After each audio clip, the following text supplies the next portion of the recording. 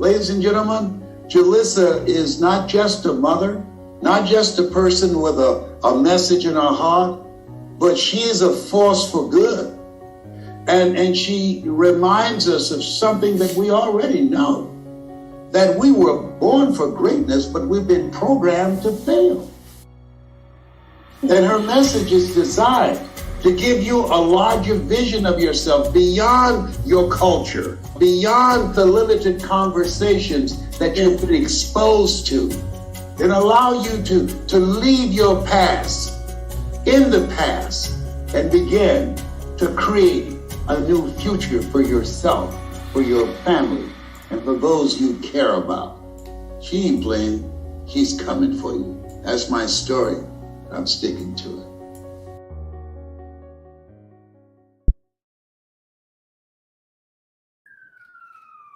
Welcome everybody to the debut episode of Flow with Joe. I got on my pajamas. It is 9 p.m. Eastern Central Standard Time, 10 p.m. Eastern Standard Time. And I hope y'all are ready to get in this flow. We are going to be talking about emotions today and how do we handle them? I mean, we got economic inflation going on. It's just so much to be angry about. School shootings. Somebody got too close to you at the grocery store and that volcano was already starting to erupt on the inside and they just barely bumped you with their cart, then boom, like you explode on them, you know? So how do we handle that? So I'm Joe. I'm your host this evening, and thank you for tuning in. And I brought a special guest today to get in the flow with me about these emotions and how do we handle these emotions with so much going on that we can be angry about and get angry about. So I would like to welcome to the show Miss Candy T. Jeter. She is the author of the book 7 Steps to Letting Go When It Seems Impossible, which is the Letting Go book. And you can go get the book at www.lettinggobook.com. And she's also a speaker and an emotional mastery coach. Now, Candy and I just worked together on this big project a few months back.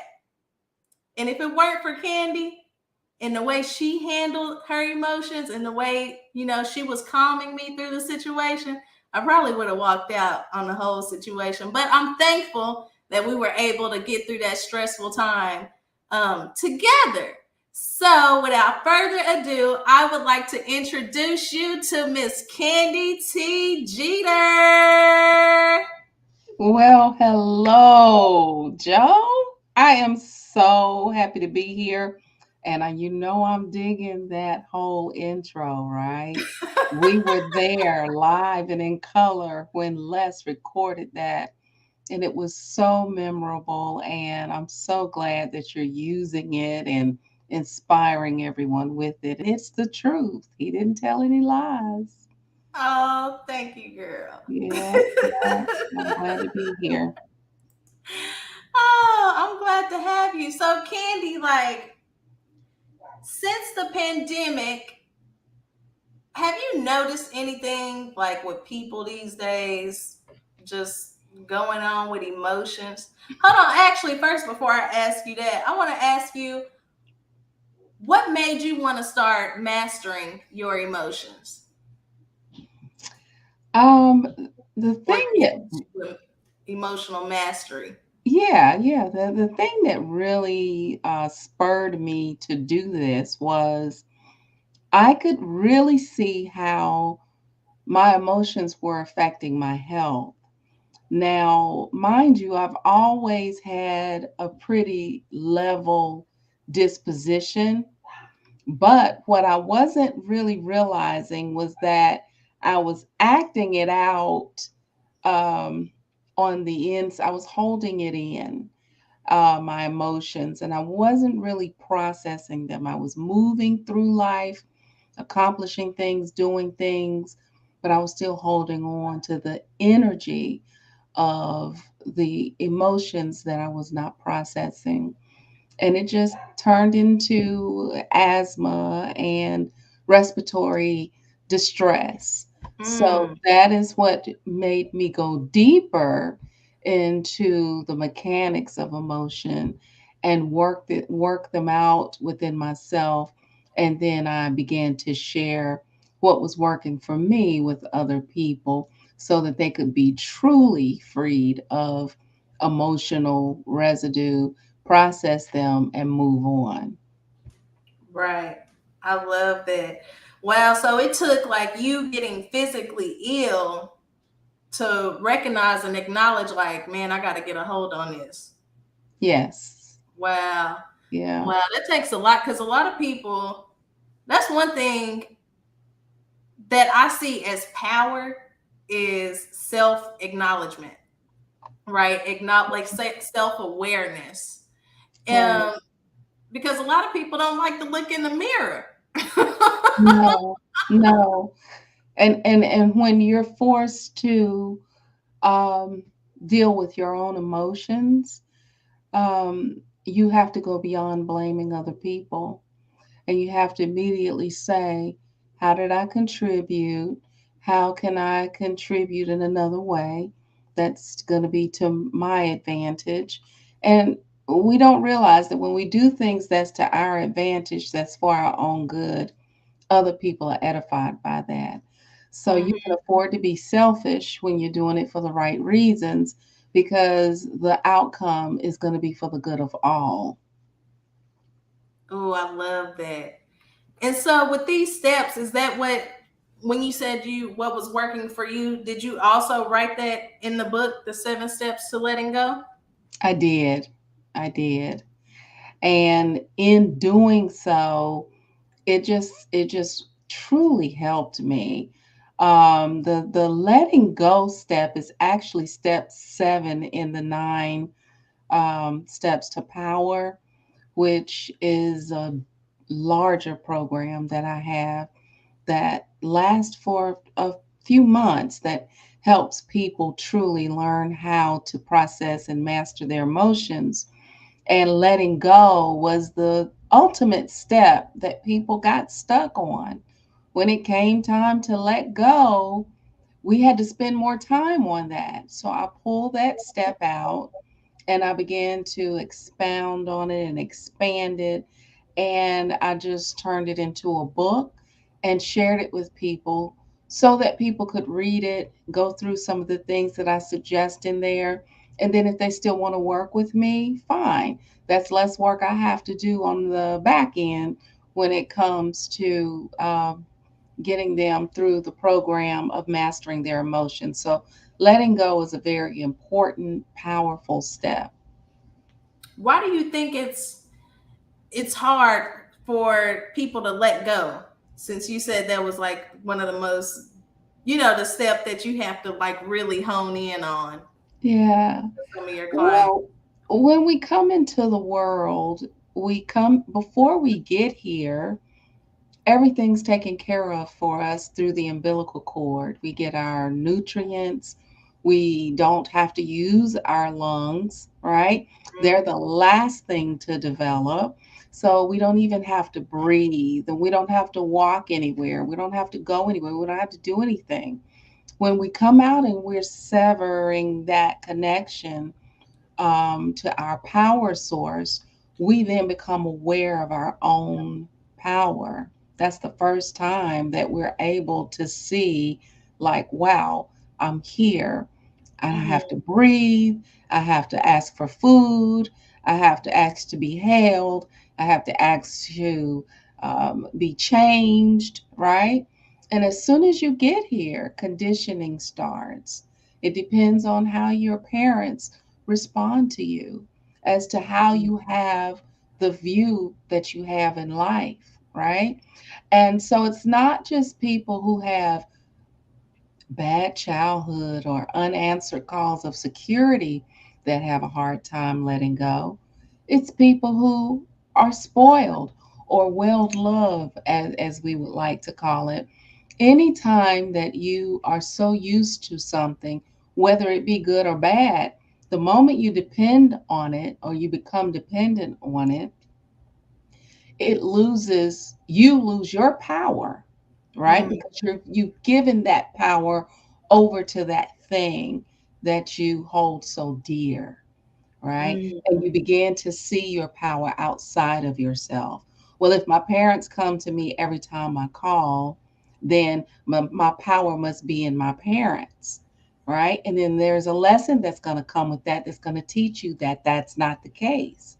Whether it be a parent dies, whether it be a parent is neglectful, whether it be that a parent is sick and can't really tend to you, whether it be that they're mentally ill, these things happen to show you where your power really lies. And Mm. so we have to know that when we agree to come here to this plane, to this existence, to this awareness, that we are not here to discover a problem. We're first here to understand where our power comes from so that when problems come, we know where to access that power in order to solve the problem, deal with the problem, or what have you. Wow. So basically, it's more comfortable holding on to it than letting go. Yeah, yeah, Wow. yeah. Wow. Let's see. We got a comment that says, that's real, because from Miss Marvina, that's real, cuz. And if anybody's watching, please type in the chat, let us know where you're tuning in from. I know Miss Marvina's tuning in from Chicago. That's real, because that stress will mess a person up, and taking accountability for some people is too much to handle. That's true. Yeah, That's that true. is. I don't know why it's just so hard to look in the mirror. I guess because it's much easier placing the blame for your own emotions on someone else. And think about it, the squeaky wheel does get the oil. So when Oh, people mumble and complain, when people are loud, when people are out of control, they get what they want. And people who are more introspective, people who try to, hold it all together, they usually end up suffering more, right? mm, And so the goal is that no matter what your primary personality is for you to process the emotion in a way that it turns into fuel and that it keeps you mm, going rather mm. than stagnant, rather than dependent, rather than in constant discomfort and complaining. Um, Use it as fuel so that you can continue to move forward. So what if a person can't don't see that they complain all the time? Like, let's say we're dealing with a narcissist or something, you know what I'm saying? And you bring that to their acknowledgement, but they feel like they don't complain all the time. Like, how would you approach that situation? You Or know, what advice would you give to the person who was talking to that person and trying to let them know, like, hey man, like, you complaining all the time, I'm about to have to set this boundary on you, I'm gonna have to back away, you know? yeah, yeah. I have found one of the most powerful ways to bring people in, which we often don't do it because we allow ourselves to get carried away as well. We're all guilty of that. But if you Mm-hmm. can think about it, it's always good to ask a question, because it gets people out of the state that they're in and it makes them think. And you can ask them a question relative to what they are complaining about. You know, if they are complaining about traffic or, somebody else at work all the time or something like that, you can ask them a solution based question. What do you think the answer to, you know, possibly solving that problem could be? Because a lot of times people don't really want to solve the problem, they just want to complain. Mm-hmm. So, moving them from that state of blaming and complaining and asking them, like really curious. So what do you think? What do you think will help solve that problem? And it doesn't have to be in those exact words, but I noticed that when you're very inquisitive about not only other people, but yourself, I learned that to do that to myself. When I am complaining, what question can I ask myself that will get me to thinking either about something else or a fun way to actually solve the problem? And all of this sounds, cliche, textbook, it sounds made up, but once you start playing with yourself on it and not Mhm. taking everything so seriously, you become curious and you start watching yourself from outside of yourself, like you're watching a movie and you actually say, I must look really, really stupid, or I must be really repelling people with my, you know, energy or my attitude or what have you. Um, Mhm. if you care, Right. you'll do that. Some people don't care. Some people really do like the negative attention because that's again a habit. That's all the attention that they've ever gotten. And so they think it's cute. Some people actually are okay with it. Right. Wow, that's Mhm. powerful. It's a habit. Ooh, I mean, and you're right too. Like I'm just recognizing when I do have the power to choose how I react. Yeah. Right. And when I realize that I'm doing that, like honing in on myself, you feel so empowered, right? You like, ooh, like because the old Joe was wore her heart on her sleeve, reacted, and then you have what happened to me was I had children. Yeah. Yeah. That'll do it. That'll do it, right? Yeah, because you can't be in the floor having a temper tantrum while your children are, right? It Right. forces you to level up because Yes. now you're supposed to be the adult. I get it. Yeah, so I had the road rage. I remember one time throwing a water bottle at another truck for like cutting me off or whatnot, girl. And that stuff that get you killed these days. And now, being able to ask myself the solution based question, and stand still in the moment, in that emotion, like feel the emotion, but stand still in it without reacting. Yeah. It's a empowered feeling, and you're happier after the fact because it really wasn't that big of a deal. It was that big of a deal at the moment, but when that moment is over, you're like, what was I tripping about? Like I'm I was telling about you. to blow a gasket, but Yeah. hone in on it, like self-awareness. You check yourself on the inside and ask yourself that question. Yeah. Yeah. And some personalities really need to do that. Mm-hmm. Some personalities have more fire, some have more earth, some have more air, some have more water. So it depends on your personality.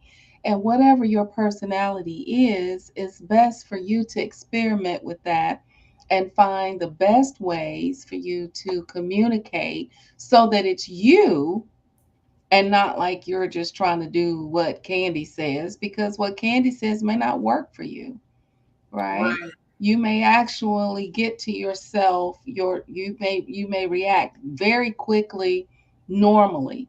And I notice people who react very quickly have no problem apologizing and saying, you know what, that's, if they accept themselves, I react quickly. If I hurt your feelings, I'm very sorry. Normally when that happens, this is what's on my mind. Or this is what's happening, you can give disclaimers, things like Mm-hmm. that. But I happen to have road rage, right? If I'm driving, I can do this, right, Uh-huh. sitting here, or even if I'm doing something else, dealing with coworkers or whatever. But if I am driving somewhere because I am in a mindset of getting from point A to point B, and then somebody does something, and I'm, singing a song, I'm in a good mood, and a lot of people don't realize it, but driving induces the hypnotic state. So a lot of the Mm. times when you're driving, you're in another state of mind. And you're off guard. And so when things are Wow. happening, whatever is going on underneath is going to come out. So if you're like had a really stressful day and you're chilling and you're like, phew, I'm so glad I'm off work, or I'm so glad I'm away from the kids, or I'm so glad that's over, whatever it is, you get in the car, you decompress, you start it up, and you start driving, and you get a little something going on. You start to feel accomplished. First of all, you made a shift from one state of mind to the other. You're in your car, you feel safe. You're driving, and you feel like you're finally accomplishing something. And then, boom, somebody interrupts that flow, right? And Mhm. you're like, what the hell are you doing? Why would you give her me? What did you do? What did you do? And everything, you're so stupid. And you can't believe. I mean, and I can literally go from to that in like zero. So I started experimenting with that. First, I Uh-huh. started experimenting with a crystal that I had that grounds energy. Mhm. And I would just kind of rub it. And just the act of rubbing it alone helps calm you down. So it doesn't have to be a crystal. It could be anything. It could be something that your grandmother gave you. It could be something that is very precious. It could be a picture that you put in front of you that you look at that brings you peace or something like that. But doing something to help divert your attention to something more peaceful if you have that issue in of Mhm. itself creates a pathway so that you can refer to it when something happens. So the act of doing something about it, going to that and planting that anchor there helps. So Mhm. I've experimented with those and it helps. It helps. Well, that's good. That'll be good advice for me because this past like year and a half, we've been on the road a lot. And I have got, I'm always having to try to calm my husband down, girl, with this road rage. Because people, like I said, like, that's what I've been noticing going from state to state, just seeing how reactive people are, in their emotions. And there is a lot of road rage that goes on. Yeah. Like somebody will just zoom right past and cut us off to where my husband got to slam on the brakes. Then he get mad trying to drive up next to do. I'm like, yo, this is dangerous. We got a whole family in the Yeah. car, Yeah. Yeah. and people are pulling out guns. There's so many. I don't know if it's just because it's social media now. Maybe it's always been around, but now we see it more because it's on social media. But the killings from the road rage, like somebody just pulling out a gun and like shooting you while you driving down the road, that's asinine to me. But It that's what is. we live in right now. So yeah, I'm gonna try to give him something that that'll bring him peace when we in the Yeah, car. give them a stress ball or something like that. I've tried all of those things. And I will say, nothing works if I don't want it to work. So Mm, if I am like, it's like a itch that you have to scratch. It's like, your emotions are that way. If you are used to reacting a certain way and you've created that pathway, that neural pathway, it's like it only just takes that spark and you're like, oh, I want to do it so bad. I want to act like I want to act up so bad, you know. mm, And so it's something that you have to work on if it is that deeply rooted. And my mother, she's the sweetest lady ever, ever, ever. But I remember driving to school. She had road rage. She would uh-huh. pull up to people and she would just shake her fist and she was like, "You stupid, what are you doing?" And I didn't think anything of it at the time, but I was like, wow, she really like switched up from being, just come on, let's get ready to go to school. And we'd have prayer, and I mean, everything would just be so, great. And then somebody would pull out in front of her, and she would just like drive by and look at them. And I was like, oh my goodness, this is like a switch. And Yes. so you could call it learned behavior, but I sure felt it once I started driving, but I didn't feel it until my actual life got stressed. So it's not the traffic, it's Hmm. what's going on in your life before you even get behind the wheel that needs to be checked. Girl, that is powerful. I did not know that about driving. Like, and you're in a whole nother state of mind. You're in a Yeah, hypnosis state of mind. I had no idea. And so, and that's true now, thinking about it. You are thinking about everything that went on through the day. Just thoughts are just rumbling about everything that's going on in your life. So you do try to listen to music to get out of your head and dance. But oh, girl, music is an escape for me, so I do that. I'll get in the car and just dance. But yeah, yeah, yeah. I do still get upset, but I catch it because my kid, she is a repeat box. She'll be like, Why do you call them a monkey or a stupid monkey?" I'll be like, Oh, yeah. That's funny. that's what my language had to turn to instead of the cursing. I was like, "Oh, you Yeah. freaking monkey!" And then Ooh, she was like, monkey. "Why they a monkey?" I was like, Yeah. "Because they are driving crazy, endangering the life of me and my children." Right, right. And you have to kind of look at it. And driving is an excellent example because we are driving in life everywhere we go. Hmm. We're driving and we have lanes that we're in. And when we get ready to switch lanes, we need to signal people, let people know where we're going, what our intentions are. And so driving is really a good analogy to how you operate in life. And if we look at the fact that the only thing we see when we're driving is what other people are doing, but there's Hmm. somebody else that's watching us. So while we're looking down and we're trying to help our children, put their shoe on or something like that, and we're going over, we may catch ourselves sometimes, but we Hmm. don't catch ourselves all the time. There is somebody who has seen you pull out in front of them or get over in their lane or do something. So you kind of have to think about it like that, just like we do in life when we start complaining about other people. Hmm. We're not perfect. So we really have to keep that in mind whenever whatever somebody else does is so huge. What we do is so small. Oh, I was just helping my daughter put her shoe on. Calm down. That's what we would tell somebody. I'm Right, not going over in your lane. Calm down, you know. right.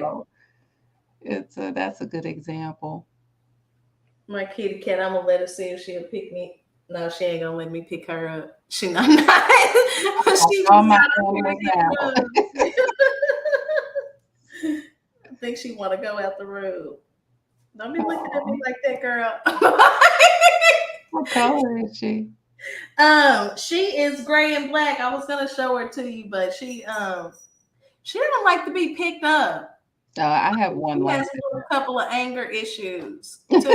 that. I have one like that.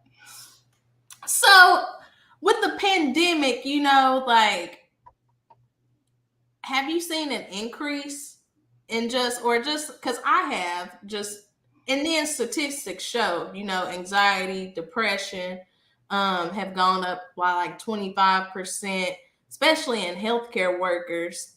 And I'm also seeing it like with the emotions, like a big divide in the country, with race and everything and politics.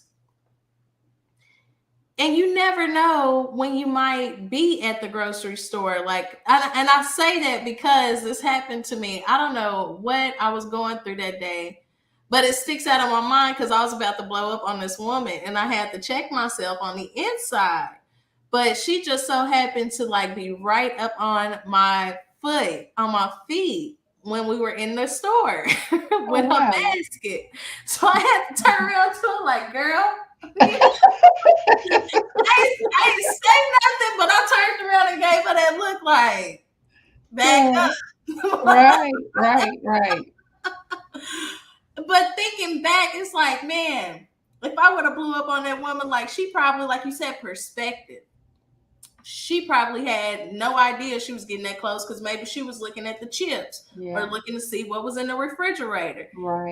And in that moment, if I wouldn't have controlled my reaction and like checked myself, Mm-hmm. I would have blew up on her for no reason. And all she was doing was looking at a bag of chips. Yeah, yeah. And I have seen that where everybody is on edge. But if you think about it, that was 2 years where we really didn't get to go anywhere. We really weren't driving like that. And when we did, the traffic wasn't out. I was just telling my sister the other day, those are the most two peaceful years.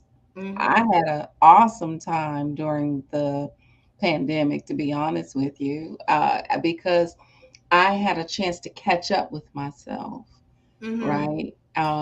Everything was clean. People were keeping their distance. They had to be thoughtful about where they were going, what they were doing. They had to be considerate about their germs that they were spreading to other people. Um, I didn't see, but I'm an introvert, right? Mm-hmm. So that worked for me. That Uh-huh. worked for me.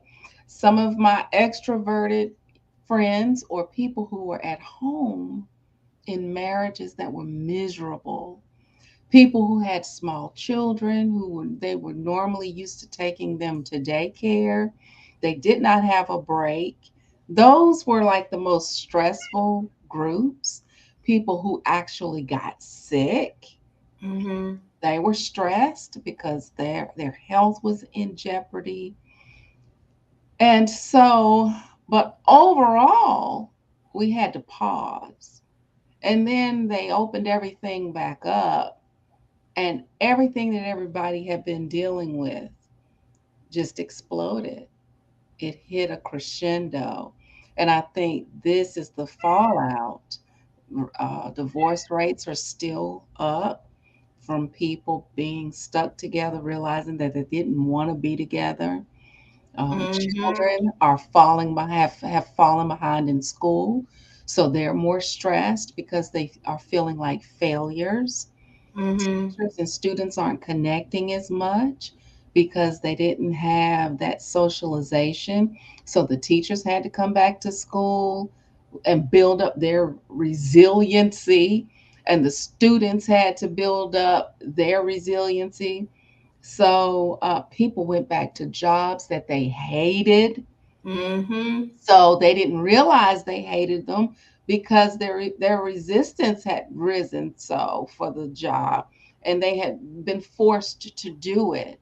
But then when they had to pull back from it and then go back, they were miserable. So a lot of people have quit their jobs, and some dreams have been realized from that.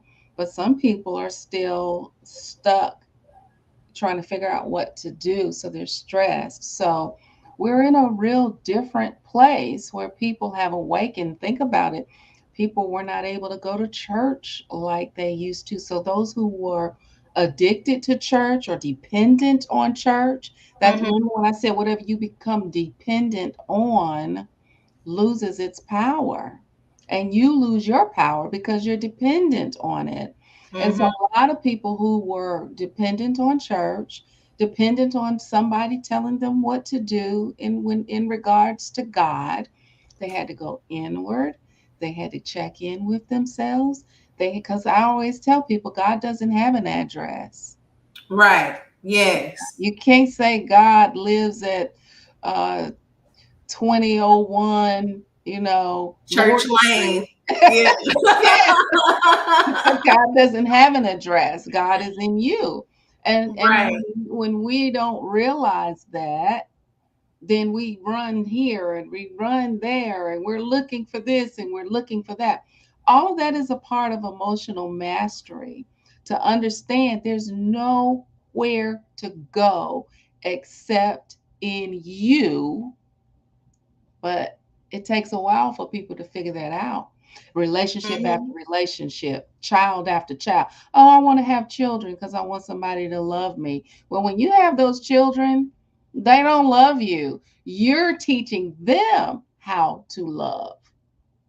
They need Right. you, but they don't learn love until later. And the first people that they learn love from is you. So if you don't love you, you can't teach them love.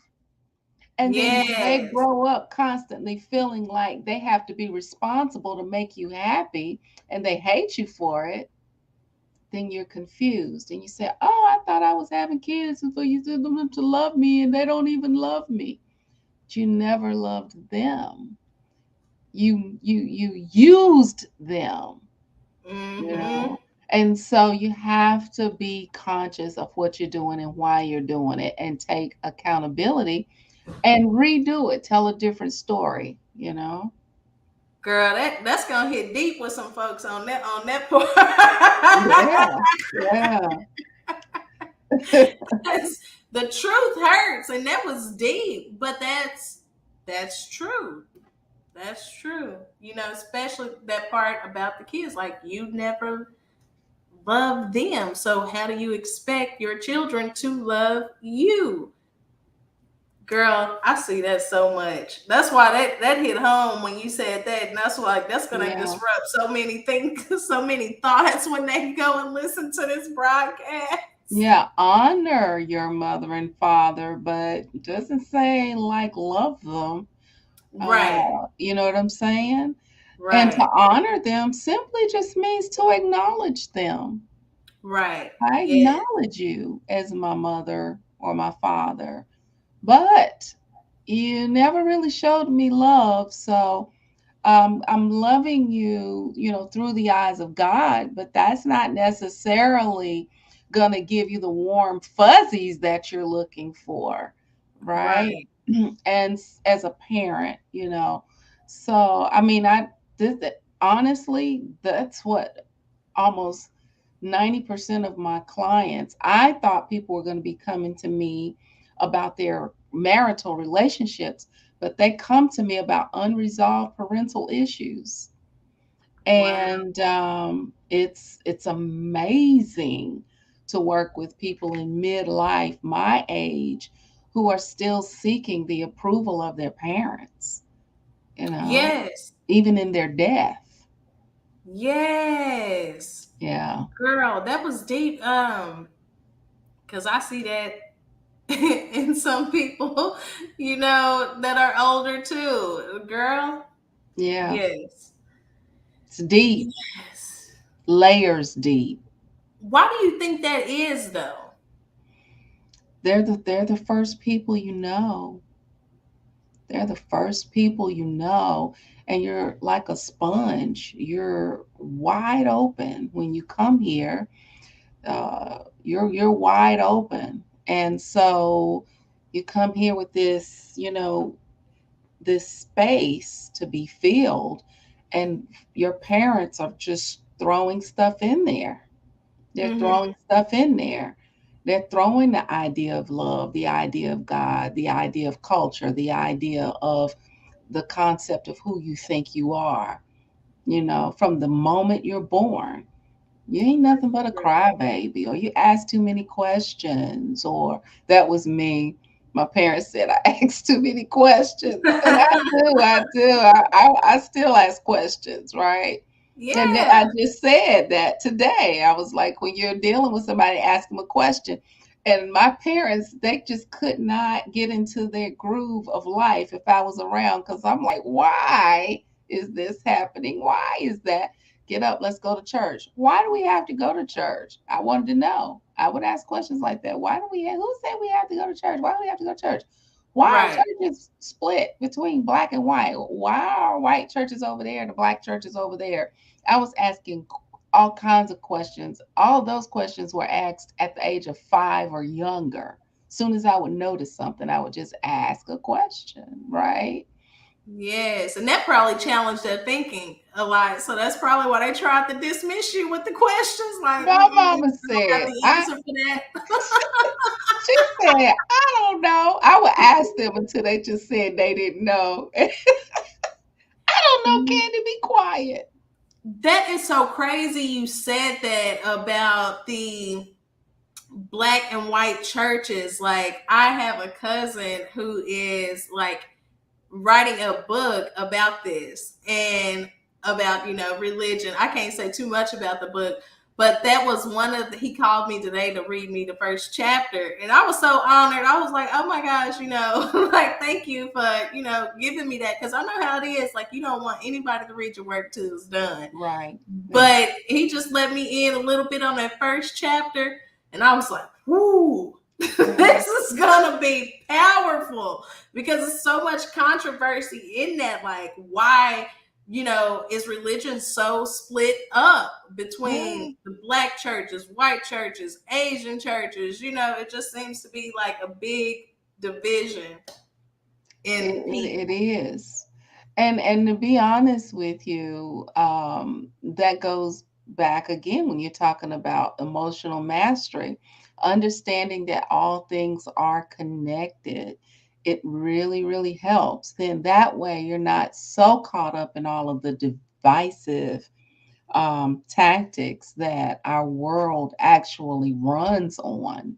You see Mm, things so differently, you know, and you a lot of people, the oppressed groups will stand up and say, "Oh, we're different, and we have different experiences," which is why we have should have different churches, you know, and so it's an agreement between cultures that they are separated. And so when we try to fight against it, when it doesn't work for us, and then turn around and want to promote it when it mm, looks like, it's a problem, or it does work for us, it's kind of, you see the madness in that, right? You're right. fighting for equality, you're fighting for, everybody to be able to do this thing, whatever it is. And then on the other hand, when you think it's working to your advantage, now you want to split it up again, right? So we have to really understand the things that we actually agree to in our world that we say cause us strife. Mm, So we say this is a problem, it's causing us stress, it's causing us strife. We all want to go to school together so that we can have equal opportunities to learn, but yet we are fighting to keep HBCUs because we love the Black experience, right? right. Right. That's true. So I'm not, I went to, a regular university and I went to HBCU university. So I am a proponent of either. I'm not for or against either. But I'm just saying, if you're going to fight an ism because Mm, you think it's going to bring you emotional stability and make you feel better, and you fight it and you feel worse, which we often do, that's why. mm, Because you can't, on one hand, say you want to have the opportunities to do these things, and then on the other hand, preserve this opportunity at all costs to be able to do this, all black thing, right. um, and that's gonna hit people the wrong way. But we're all connected. You find peace through learning that, understanding that, seeing yourself in other people, other circumstances. That breeds compassion. Yes. Then you relax on your judgment, and then your world gets bigger, and then you feel a little more mellow, a little less uptight, right? A little Yes. less on the defense, right? That contributes to emotional stability, which leads to emotional mastery. So when you see somebody that does something that rubs you the wrong way, you're able to more easily give the benefit of the doubt and say, hey, we're What different. do you see this like? If it rubs them, what if it rubs them the wrong way because they see it as a reflection of themselves? Yes. Wow. Yeah. All I can say is yes on that, right? Because that's Right. usually the case. That's Right. Yeah. usually the case. So, we talk about why we're not humans are not made to be just happy. I think that we need to embrace that. It is Hmm. our discontent that leads to greatness, right? To Yes. be content in all things, but there's always going to be a little rub there that's going to cause you to move forward as long as you are alive or as long as you are aware. And instead of looking at it like, oh, I'm so unhappy, I'm so miserable, look at those things as cues to go to the next level, the next level, the next level, and the next level. Every time we get to a level, we like to say, I made it, right? Hmm. Ah, Yes. I got through that. I'm done. No, you're not done. On Mm-mm. to the next level. No, you're not done. On to the next level, right? Soon as I graduated from college, I was like, I'm done. It's always another level. Even if there are no more degrees to be attained, now you got to take that knowledge and apply it to real life. And you're learning and learning and learning and moving. You get married and you say, we're Mr. and Mrs. So and so. We made it. No, you didn't make it. You're just getting started. You didn't make it. You got a whole lifetime to work on this thing. You got a whole lifetime to work on it. And guess what? If you stop and you divorce your partner, you get with the next partner and you got to pick up where you left off. Even if that person is quote unquote better and doesn't do the same thing that the other person did, if you did not learn the lesson that you were supposed to learn, it will show up in your next relationship because you're not here to be married. You're not here to have children. You're not here to be happy. You're here to master yourself. Wow. Whew. Girl, that was deep. That was a mic drop. Like, Yeah, keep working. Yeah, a lot yeah, of people be to like, keep oh, I'm working. done with that marriage. I'm so glad my kids are grown. I'm so glad I'm retired and I don't have to deal with those bosses. And then you'll see some of those same lessons that you were running from all of that, still coming at you whenever you step foot outside your door. You'll still see them if you're meant to learn them. You'll still see them. Oh, I heard that not too long ago from somebody. I can't quite remember how he phrased it, but if you don't learn your lesson the first time, then God is going to keep bringing that lesson to you until you gain the wisdom that you are supposed to from that lesson. That's deep. That's great. Mhm. That's that's the truth. It's in the word. It's gonna keep True. happening. It's law. So that's another thing. Like, what would you say to married women? Because mostly right now we see women filing for the divorces, and the divorce rate is at an all-time high. Like, woo, crazy.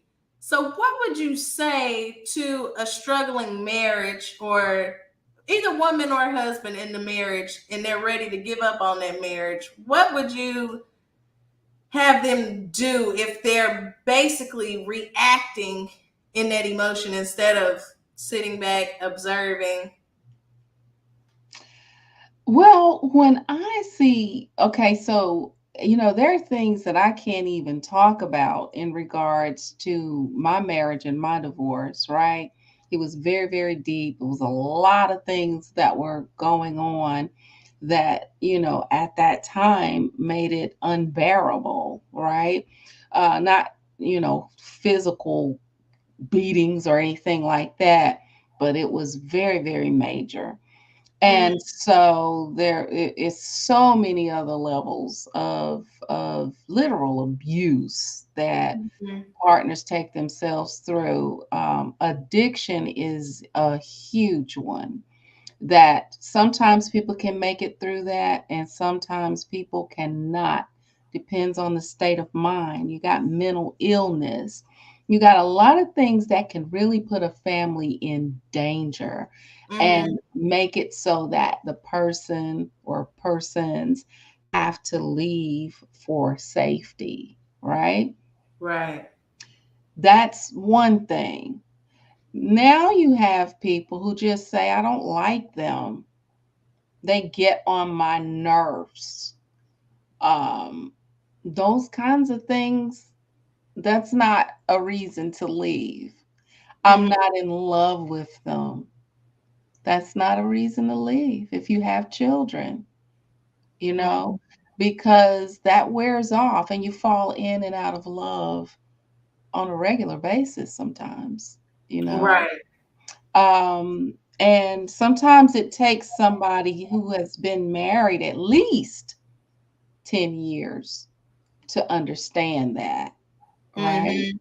Because if you are married for a decade, you get to look back on all the times where you literally wanted to choke the other person. You get over it and you move on and you're feeding the kids, you're hanging out, and now it's your anniversary and you're doing things and you're moving, master yourself, right? Yes, And Miss through Barbie. all of that, this person has a journey of their own, you have a journey of your own, but you guys have this journey that you decided you wanted to do together. So you have to understand that it's not always going to feel like it's a smooth journey when your Mhm. person is pulling this way because they have to answer a call to their own destiny. You're pulling this way because you have to answer a call to your own destiny. And as a couple, you have to give each other that space to be able to do that while at the same time maintaining that connection, right? Because Right. even though I did get divorced, my ex-husband and I still had to work so closely together so that my children would not feel that gap. So we still did. Mm. I insisted, and he insisted that we still do everything together. So we still, had to do birthdays, holidays, movies, reunions, weddings, funerals. We still did everything with the kids together. So regardless of, it's not about whether you're married or divorced. It's about, can you literally still be partners, right? Mhm. Even if that person is toxic, since we overuse that word so much, I it's agree. up to you to be creative, right? And Yeah. figure out how you can turn this toxic situation into a workable situation so that kids get the message that it's not all about having to be in love. It's not all about taking beatings and abuse. You can create a space there where Mhm. there's a zone where you guys can work together. You have to find that space so that kids understand, okay, this is our happy place. This is our peace. Find that, because it's not, that person doesn't owe you to make you feel happy all the time. That person Mhm. doesn't owe you to make you feel in love all the time. That person does not owe you that. You Right. have to find that space. Right. If you can't and you go to another person, you will be forever trying to find that same hit like an addict all over again. Mhm. get that dopamine flowing, Yeah, get you the know. hormones set down. But yeah, and like you said earlier, practicing the self love on you. Yes. So you can give it to your children, so you can give it to your marriage. But honey, yes, and I think a lot of it, Candy, I'm gonna just say it. I think a lot of it has to do with social media and this false realities that people are putting on. It's making, I don't want to say weak marriages, but marriages that are, let's say not as strongly connected in Yeah. that relationship Yeah. at the time. It's just making want to say, forget about it. I'm gonna get a divorce. When you're not even Yeah. thinking about the whole repercussion of the marriage, the life, the family that you both built together. You And just want women to say, are the forget it. social engineers of society. We're the social engineers, and we have to understand that we're the ones that pull things together. We're the ones that can pull things apart. We actually have the power to turn things around in our families. We hold that power no matter what is happening, right? And what we have to realize though is divorce doesn't necessarily mean failure, and marriage doesn't mean success. Failure means that I have neglected to be able to find a way to work with you so Mm, that we can move our team forward. You can still move your team forward even if you're not married, right? You can still yes. move your team forward. And a lot of people feel like, oh, well, since we're divorced, we don't have to do anything. No, that you have to work even harder if you're divorced so that that team can still win on some level. So I think if we let people know that getting a divorce doesn't solve anything, it actually creates more creativity in your opportunity and creativity on your part to still make it work beautifully in the Yes. midst of a divorce. So I think people need to stop thinking that that is the answer. And remarriage is definitely not the answer, right? And a Especially lot of 6 months after you just got divorced. Like, girl, hold up, wait now. Yeah. And a lot of people pull their children into these remarriage arrangements. And the kids are like, what the hell? I don't even like this joker. I don't even like her. You know what I'm saying?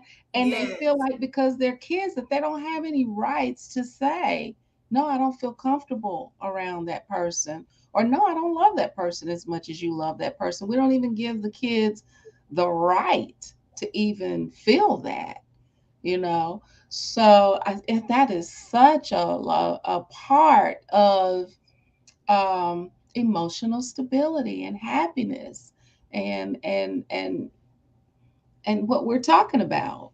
Yes. So basically, just stay self aware and work on you within yourself and acknowledge your negative behaviors. Acknowledge you complaining. Look Yeah, in the mirror and work within yourself. Don't go anywhere else because it's not going to fix it. it's not gonna Candy fix says it all starts within. And I couldn't agree more. Oh, so we have come to the end, girl. I feel like we need a part two because I'm not ready for this flow to be over. You hear me? We was just getting started, girl. it. Was awesome. Yeah, This that's is what how we do. yes, that's what I was just about to say. That's what I love about Candy. Like we'll get on the phone and get into like a deep conversation, and then it's like, whoa. But it's great conversation, like high level, deep, Yeah. soulful conversations. So, Candy, you have a program. If you want to stay connected to Candy, here's her information here on the screen. You can go to iamcandytjeter.com and her Instagram and Facebook and LinkedIn are all I am Candy T. Jeter. Also, Candy has a book. She has two books, actually. You got two books, right, or three? It's two. Two. She working on the third one. Yeah. Yeah. So it's the Letting Go book, which she says holds a lot of people back from mastering your emotions. A lot of people have a hard time letting go of what they need to because they're comfortable staying there. And it's uncomfortable going up that next level. And then you got to go to the Yeah. next level after you reach that self mastery. It's like another level of self mastery. So you can get her book at thelettinggobook.com. And Candy, you also have a program if anybody is interested, in starting to hone in on that program.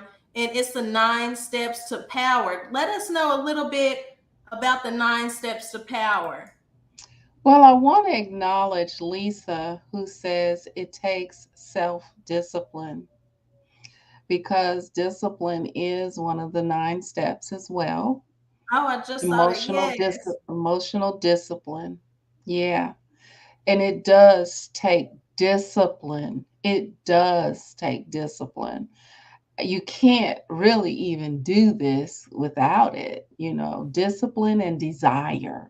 You have to have the Mm-hmm. desire to do it, and then the discipline to carry it through, right? And so the program is around that. It is around analyzing what's happening and understanding, and it's around transcending and understanding how to not focus on being happy. I do not teach people how to be happy. I don't believe Mm-hmm. in it, because happiness is like love. It's empty. There's nothing really in it. It's an empty bag, and it's what you decide to put in it that makes it come alive, right? So you don't Yeah. just sit around and you just happy. Now you can be grateful, thankful, content, satisfied, full, whatever, right? Those go in the happiness bag. But it's just one of those things where when you're trying to be happy, I'm just trying to be happy. I'm just trying. The most unhappy people say that. Oh, I'm just trying to be happy. People say that too. Yes. Oh, I just like to have fun. Anytime I hear somebody say, I just like to have fun, I'm like, you're a restless spirit, because everything is not fun, right?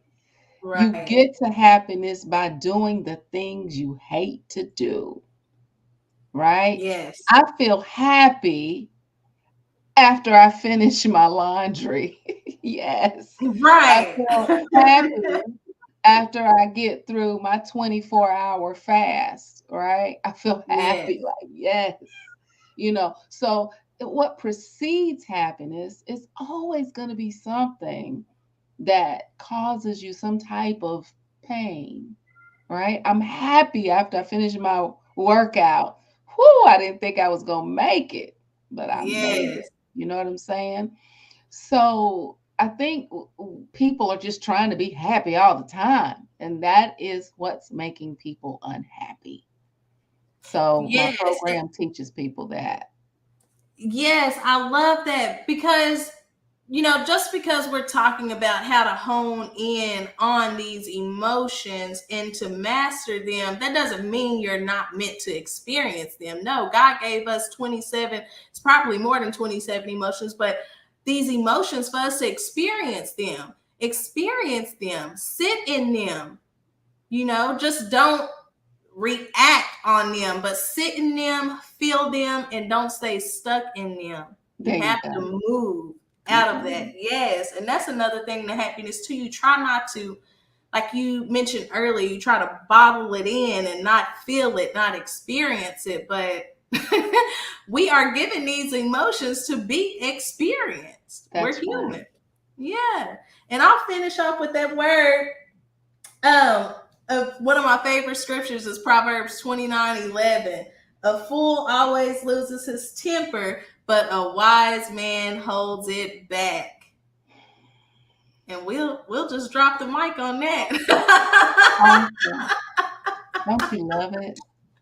Yes. So thank you to everybody who tuned in to this Flow with Joe debut. I'm finally glad I was able to bring it over to YouTube and Facebook from Instagram. So I appreciate you tuning in. Shout out to Miss Lisa and Miss Marvina for tuning in and engaging in the comments. We greatly appreciate it. And the biggest shout out goes to Miss Candy. Oh, wait. Thank That way. I'm gonna give And you shout out to some you screen. too, and to your audience. They were awesome. Love the feedback from Marvina and Lisa.